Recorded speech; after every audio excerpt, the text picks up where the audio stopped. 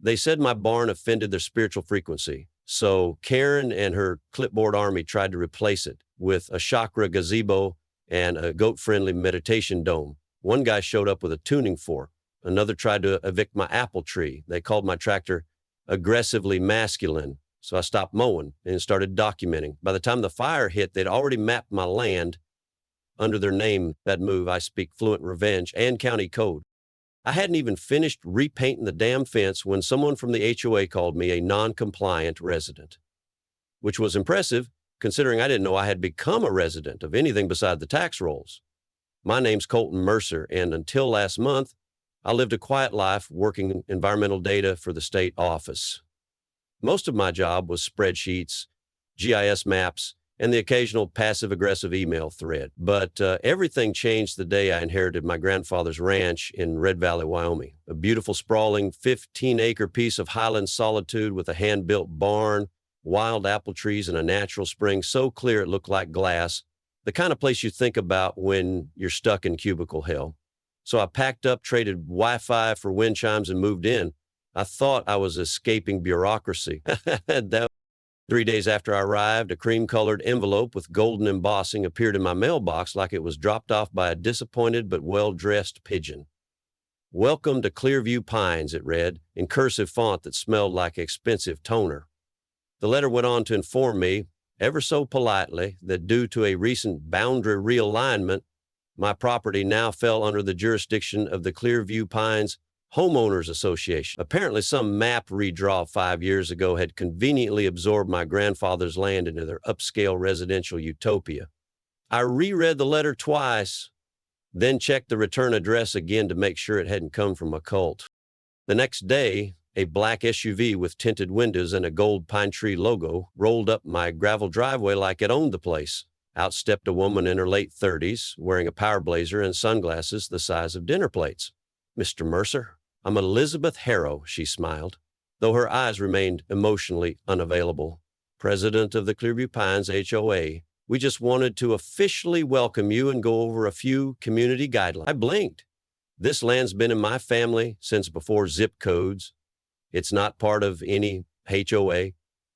Her smile didn't budge. "Well, your grandfather was, let's say, non-participatory. We were hoping new ownership might be more cooperative." She handed me a 3-ring binder thick enough to stop a bullet, labeled Standards of Harmony. I flipped it open. According to page 7, my tractor was an eyesore. Page 12 outlawed apple trees without HOA-approved pruning diagrams, and page 21 warned of penalties for unapproved barn coloration. "Are you serious?" I asked. "This is a working ranch, not a lifestyle magazine layout." Elizabeth's reply was a well-rehearsed head tilt, the universal signal for I have the moral high ground because I laminated my rules. I didn't say much else, just watched as she and her SUV vanished into the dust like a soap opera villain heading to her next monologue. The morning after that bizarre introduction, I woke to the unmistakable sound of heavy machinery.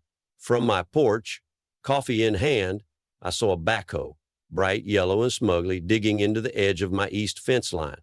A guy in a polo shirt and safety vest was waving a clipboard like it was a medieval scroll. I stomped out barefoot, pajamas flapping. "What in the hell do you think you're doing?" He looked up casually. "Drainage compliance improvement, sir. HOA authorization." He pointed to a printed out email stapled to the clipboard. And just like that, I realized 2 things. 1, they weren't bluffing. And 2, I wasn't dealing with just a nosy neighbor. I was dealing with clipboard warfare. Turns out backhoes don't just show up once in Red Valley. Over the next week, they became recurring characters in my morning routine. Right after coffee, right before swearing. The first fine came on a pastel yellow slip folded like an invitation to a barbecue, except instead of ribs, it served up a $50 0-cents penalty for visual disruption due to non-compliant tractor storage. The tractor in question had been parked in the same spot for 20 years, half of them under my grandfather, the rest under a tarp. The next day, a second notice arrived, unauthorized tent structure in view of passing vehicles. I had a pop-up canvas shed by the barn to store tools. According to the HOA handbook, apparently it was classified as visual pollution.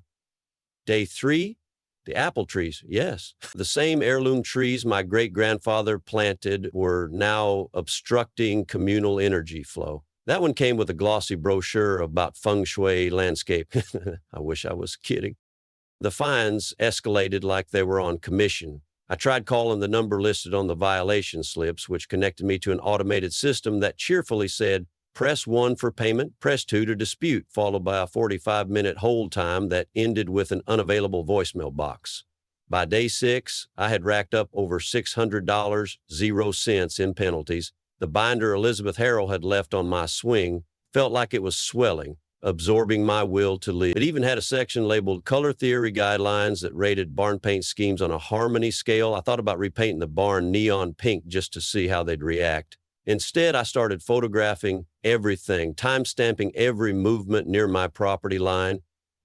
That's when George and Millie showed up. He was 74, wore flannel year-round, and looked like the kind of guy who kept secrets in coffee cans. She made rhubarb pie that could cause truces between feuding neighbors. They brought me one along with something better. Information.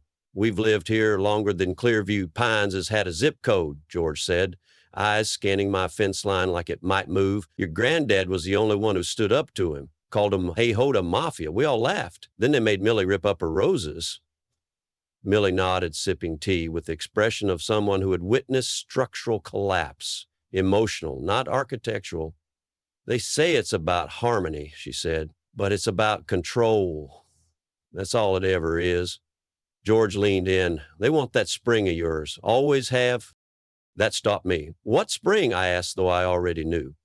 There was a spot behind the barn, a rocky patch with an old stone ring, and the clearest water I'd ever seen.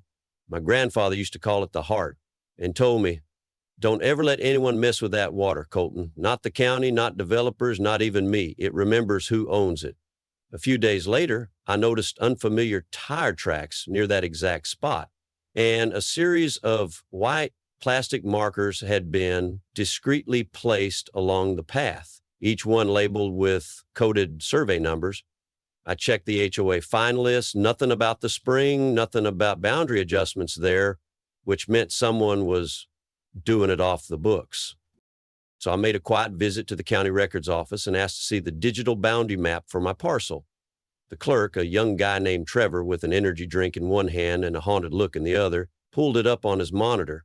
I compared it with my grandfather's paper deed. The lines didn't match. I pointed. This section wasn't HOA when he was alive. What's this about? Trevor glanced around, leaned in, and whispered, that overlay was updated manually about 5 years ago. But that kind of adjustment should have required public hearing records. We don't have any. Someone edited this in the back end. He paused, lowering his voice. Mr. Mercer, this wasn't an update. It was a rewrite. After Trevor dropped that little bombshell about the back of map rewrite, I did what any rational man would do. I canceled my weekend plans, which admittedly just involved organizing screwdrivers by size, and dove headfirst into my grandfather's old file cabinet. The man had kept everything. Receipts from the 70s land surveys handwritten in pencil and a detailed set of letters with the county from decades back. In a file labeled Spring Keep Private, I found a series of documents referencing the spring behind the barn. Turns out it wasn't just a picturesque puddle. It had been officially recognized by the Wyoming Historical and Environmental Office as a culturally significant hydrological site, translation, sacred ground. There were references to ceremonies held there by the Shoshone people in the early 1900s, and a specific exemption clause attached to the land grant that protected it from annexation into any municipal zoning or homeowner's authority. That should have been the end of the story, but this was a Karen story, so the following Wednesday, a neatly printed flyer appeared in my mailbox. Clearview Pines Community Vision Forum, it read, with way too many leaf graphics and phrases like restorative energy and vibrational synergy. At the bottom, in fine print, proposed sites, Serenity Spring Wellness Spa and Healing Retreat, featuring hot stone pathways, guided meditation huts, and crystal realignment pavilion. I didn't need to guess where they planned to build it. There was only one spring in this whole development, and they'd just given it a spot name. I showed up at the forum anyway, mostly out of morbid curiosity. Elizabeth Harrell stood at the front in flowing linen like she was auditioning for a cult Netflix documentary. We envision a space, she said, where community members can reconnect with the earth, purify their energy, and drink ethically sourced alkaline water from our own sacred spring. I stood up. That spring's on private land, my land. It's not for sale and sure as hell not for shocker juice. A few residents clapped. Elizabeth did not. The next morning, my secondary access road, the gravel path my grandfather had used since Reagan was in office, was blocked off with orange construction barriers. A sign read, "Road closed for Clearview Pines drainage regrading." Translation, they didn't like my tone at the meeting. Now, I was forced to use the main entrance, which conveniently had two HOA security cameras pointed directly at it. I checked the violations log on the HOA portal. The road wasn't mentioned. In fact, my entire property showed as within compliance for the first time in weeks. Suspiciously quiet. That's when I called Abigail Taylor, a former colleague from my days in the state's environmental division. She was one of the few bureaucrats I trusted and knew her way around land protections like a cat knows furniture edges. I asked her to pull up water source documentation on the area. A day later, she called me from her office in Cheyenne. "Colton, that spring is the last unaltered natural water source in Red Valley," she said, voice laced with disbelief. "Every other source has been diverted, capped, or privatized. This one's still clean, still public and heritage. If someone's trying to build on it, that's more than zoning violation. It's cultural infringement." I told her about the old letters, the tribe references, and the proposed crystal realignment pavilion. She sighed. "I'll dig into it from this side. But you need to be careful. If someone tampered with the land registry, they're playing dirty." I didn't respond right away. I was too busy pulling up the county's online parcel viewer system. When the map finally loaded, I zoomed into my property. It was all there, the barn, the fence line, the apple grove. But when I clicked the ownership overlay, my name was nowhere to be seen. Instead, the screen displayed Clearview Pines Holdings Trust, parcel 17BB. My land, my water, my name erased. And that's when I realized this wasn't a misunderstanding, it was a takeover. The moment I saw my name replaced by Clearview Pines Holdings Trust, I knew this wasn't just a power trip. It was a strategic siege. I started documenting everything, photos, satellite overlays, phone recordings, even HOA flyers that used phrases like reclaiming community assets. Still, I wasn't prepared for what happened next. On a dry Friday morning while I was hauling irrigation pipe near the back pasture, a white truck with a county emblem and a trailer of equipment rolled up my drive. 3 men in reflective vests stepped out, holding clipboards and talking loudly like they had something to prove. "We're here to perform scheduled maintenance on the main structure," one said, pointing to the barn. "Electrical compliance inspection, sir." I blinked. "You're 3 counties early, and that's a privately owned heritage registered barn." They didn't flinch. "Authorized by Clearview Pines HOA, Section 4B, Emergency Safety Powers." That's the first time I heard that phrase. It would not be the last. I watched with clenched fists as they began dismantling the electrical panel on the barn's side. My great-grandfather built that system by hand in the 20s. Sparks flew as they yanked open junction boxes like they were breaking into a vending machine. I shouted at them to stop. One guy turned and said, "Just following orders, sir." 10 minutes later, I smelled smoke. It started small, just a curl rising from a corner where dry straw had been swept too close to exposed wiring. By the time I reached the hose, it was already too late. The barn ignited like it had been waiting for an excuse. Flames roared up the timbered frame, licking across the roof like wildfire on gasoline. I could barely breathe through the smoke as I backed away, helpless. Inside that barn were heirlooms, letters, a saddle made by my great-uncle, and worst of all, ceremonial artifacts from the Springs tribal protector, gone in minutes. Fire crews arrived, but not in time. I stood in the ash with George and Millie, watching what was once the pride of 4 generations collapse in blackened silence. Sheriff Wendell showed up too, squinting at the charred remains. "We'll investigate," he said, but not like he believed it. That afternoon, Elizabeth Harrow showed up in a beige trench coat and perfectly clean shoes. "Mr. Mercer, what a terrible loss," she said, her voice sliding across the ash like oil on water. "Oh, if only the structure had met code." Then, with a practiced sigh, she added, Perhaps now would be a good time to reconsider our acquisition offer. There's a spa development timeline to maintain, after all." I stared at her, covered in soot and rage. "Get off my property," I said. Her smile twitched. "You should really be more open to healing energy, Mr. Mercer." Later that night, I went through the barn security feed, an old backup system my grandfather had installed and wired to a solar battery. The footage showed the crew arriving, disabling 2 fire extinguishers mounted outside the panel door and stashing them in their truck before beginning work. One of them even muttered, "Keep this part clear. Don't want any flare-ups getting stopped."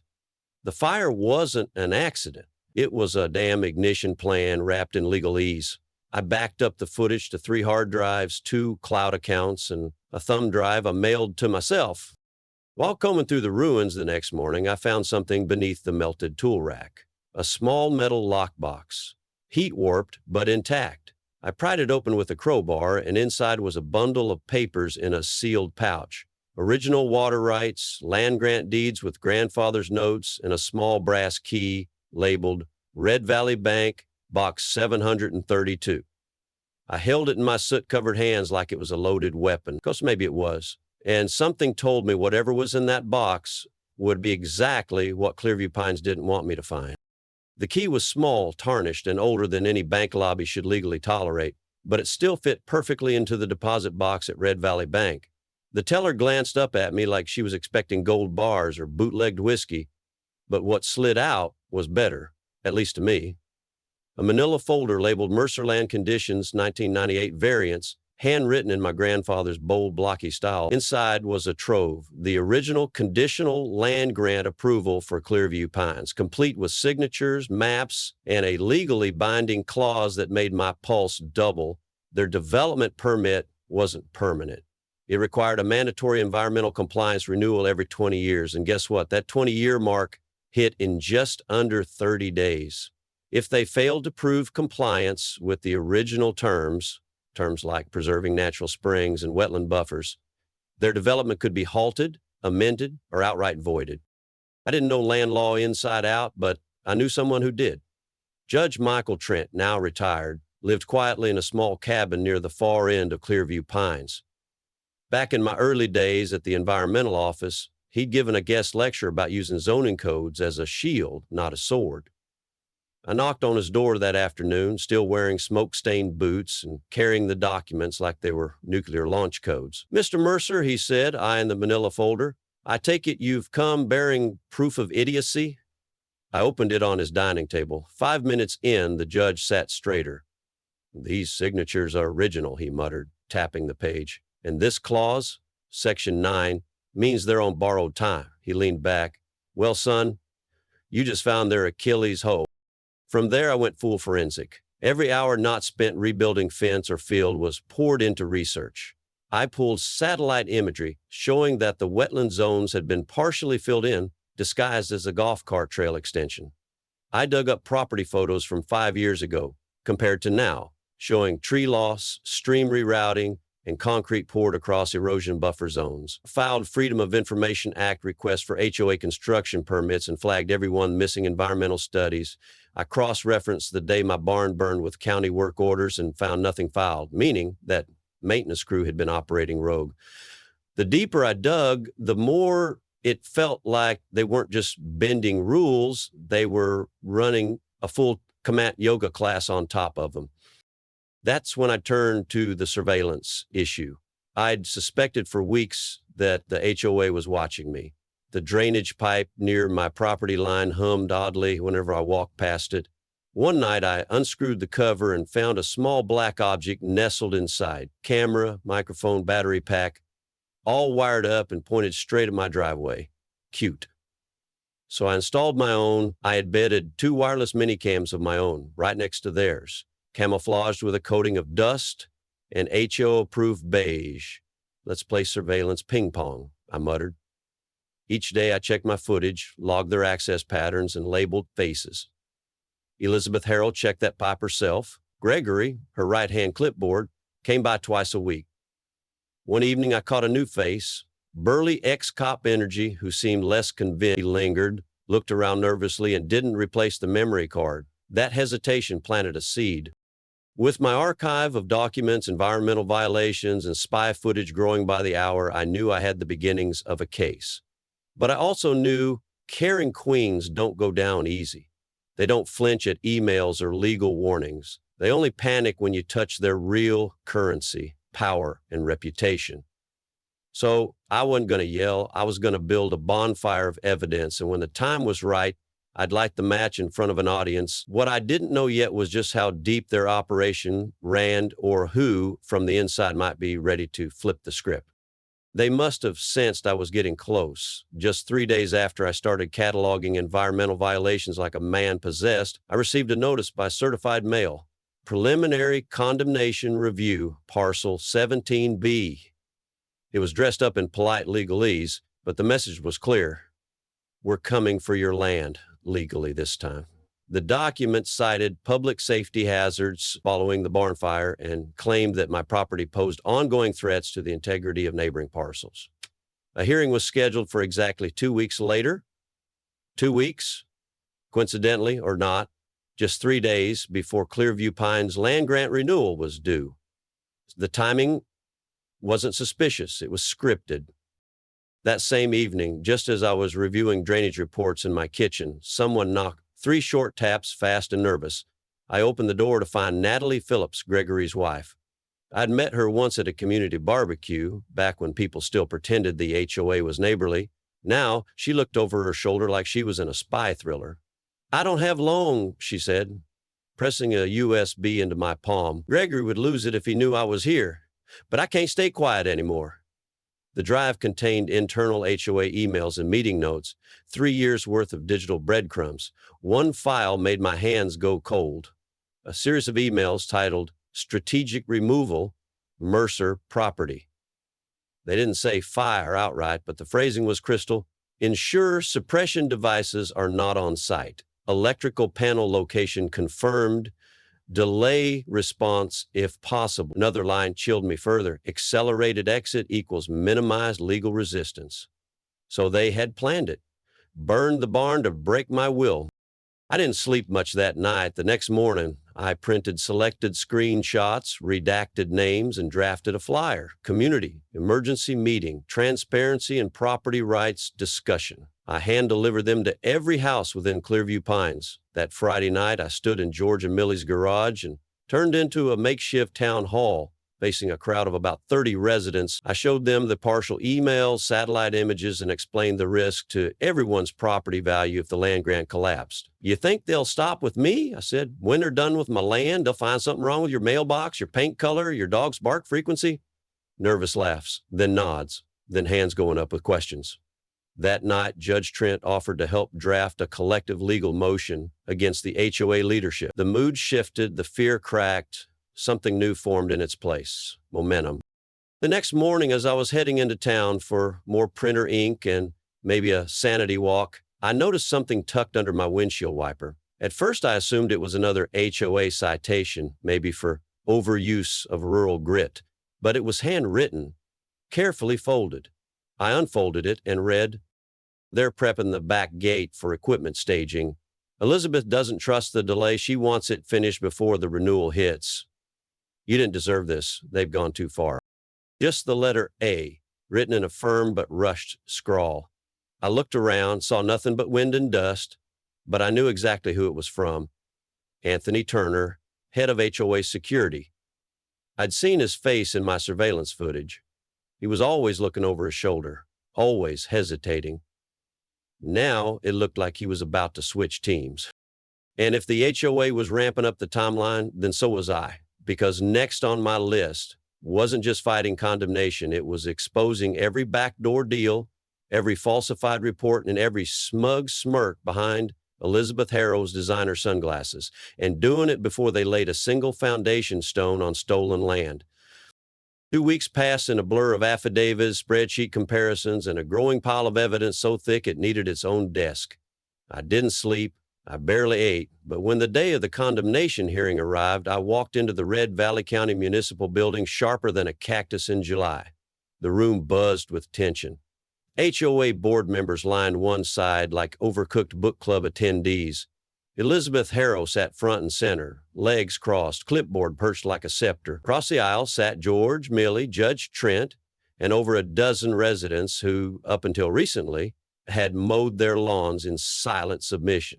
Commissioner Alvarez called the meeting to order. Mr. Mercer, you may begin. I stepped to the podium, plugged in a flash drive, and said, let's talk about what's real and what's been rewritten. Slide 1, the original land deed scanned from my grandfather's fireproof lockbox showing historic exemptions from HOA jurisdiction. Slide 2, the manually altered digital overlay, date stamped 5 years ago with no supporting documentation. Slide 3, emails from Natalie's USB outlining a coordinated plan to drive me out. Slide 4, footage from the hidden surveillance camera showing Elizabeth instructing her crew to make sure nothing stops a spark from catching. Murmurs erupted. Elizabeth turned a shade somewhere between redwood and lawsuit. That footage is taken out of context, she snapped. Our intention was always safety-focused. I let the video play, Gregory holding fire suppression gear, loading it into a truck. Time-stamped, minutes before the barn went up. The silence that followed could have swallowed a gavel. The residents turned first. A man in the third row, Dan Lively, previously a loud supporter of HOA policy, stood up. I paid a $3,200 0-cents fine last year for a compost bin. You told me it violated community integrity. Meanwhile, you were cooking arson on the side. Another woman raised her hand, voice shaking. You made me tear out my lilacs. Said they were invasive, but you built a rec center on weddings. The shift was immediate and irreversible. Commissioner Alvarez raised an eyebrow. Ms. Harrow, would you care to respond? Elizabeth stood slowly, smoothing her blouse like the press conference hadn't already been staged. Clearview Pines has always acted in accordance with industry standards. Zoning laws evolve. Enforcement is never popular, but necessary for order and harmony. Her voice was calm. Her eyes said defensive PR mode. Unfortunately for her, the press was already in the room. 2 local reporters scribbled feverishly while a Channel 8 cameraman zoomed in on the projected slide of Elizabeth standing near the barn's electrical panel. I could almost hear the evening headline forming. Commissioner Alvarez nodded to the county attorney. In light of this testimony and the evidence presented, the condemnation proceedings are hereby suspended pending a full investigation into HOA conduct. The sound of a collective exhale rippled across the room. Elizabeth clutched her clipboard a little tighter as if rules laminated in plastic could still save her. And then, like a scene scripted by karma itself, Judge Michael Trent stood up from the back row. Voice calm, posture upright. I move to Clearview Pines to retire in peace, he said. I did not anticipate having to sit through an HOA tribunal run like a banana republic. Eyes turned toward him, but watching this unfold, the fake documents, the land grabs, the surveillance, the fire, I realized something important. I've been living under the rule of a woman who believes burning down someone's heritage to build a spa is a viable way to increase property values. Chuckles, then nods, then applause. Commissioner Alvarez smirked. Well, that's one way to frame it. I left the meeting with a file folder in one hand and a target on my back. But things weren't over yet. Outside, the reporters caught up. One of them shoved a mic in my face. Mr. Mercer, what happens now? I glanced at the crowd gathering behind me. The crowd is now looking less like neighbors and more like co-conspirators for justice. Now, I said, now we go digging. Because what's buried under Clearview Pines isn't just bad paperwork. It's decades of corruption. And I intend to bring every inch of it into the light. The days following the hearing moved like a controlled avalanche. Slow at first, then unstoppable. With the condemnation order officially suspended and the investigation into the HOA underway, the County Ethics Committee moved fast. Within a week, Clearview Pines HOA was placed under emergency administrative review. Within a month, it was dissolved completely. Elizabeth resigned under pressure, though is a generous term for someone who left the clubhouse in a cloud of reporters and accusations. Gregory took a plea deal and flipped, providing everything from forged invoices to surveillance schematics. The kicker? Several board members had been billing residents for sacred space upgrades that never existed. Turns out, karma doesn't knock, it bulldozes. Quietly and legally. Meanwhile, The spring behind my barn was no longer a piece of contested real estate. It was officially designated a protected cultural landmark, thanks in part to Judge Trent's lobbying and Abigail's relentless documentation. A ceremony was held by the Regional Tribal Council with local press, environmental reps, and half the county in attendance. They asked me to speak. I kept it short. This water doesn't belong to me. It never did. It belongs to the people who respected it before me and to those who will protect it after I'm gone. I stepped aside as elders offered blessings and placed ceremonial stones along the perimeter. Stones Elizabeth once wanted to replace with spa lighting. Rebuilding the barn was never about wood and nails. It was about legacy. My insurance settlement, combined with a successful civil suit against the HOA board, paid for the new frame, a faithful recreation of the original, but updated with sustainable materials and a reinforced stone cellar. Volunteers from the community helped raise the beams, including former HOA members who now referred to the previous regime as the clipboard cult. We finished construction just before fall. On the first night of frost, I hung my grandfather's weathered lantern above the main door. Same hook, new flame. But the fight left behind more than ashes and insurance claims. It left momentum. The county board, under pressure from press and public alike, pushed through new legislation, the Spring Heritage Act. Named after the very spring Elizabeth tried to turn into a chakra retreat, the law established strict limits on HOA authority over historically, environmentally, or culturally significant lands. It also mandated transparency in HOA budgeting, public access to all enforcement records, and established an independent review board for property disputes.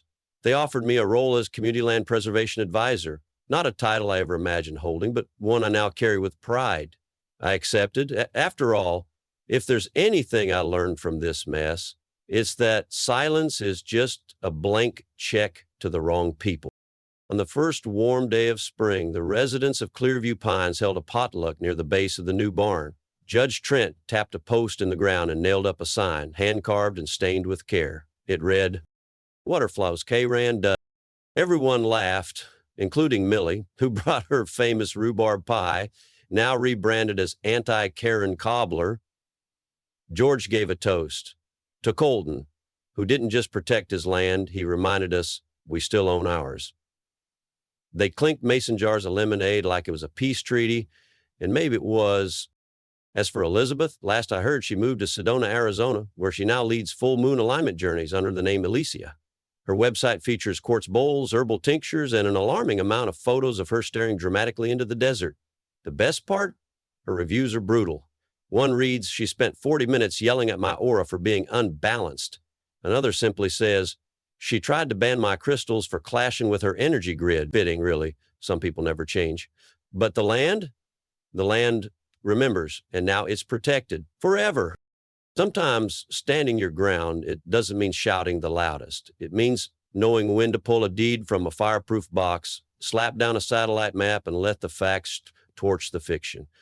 Colton didn't just save a spring or rebuild a barn. He proved that quiet people with receipts are HOA Karen's worst nightmare. And let's be honest, there's something deeply American about defeating tyranny with documentation, coffee, and community potlucks.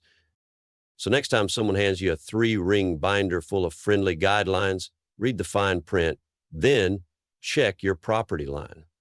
Got your own HOA horror story? Drop it in the comments. Don't hold back.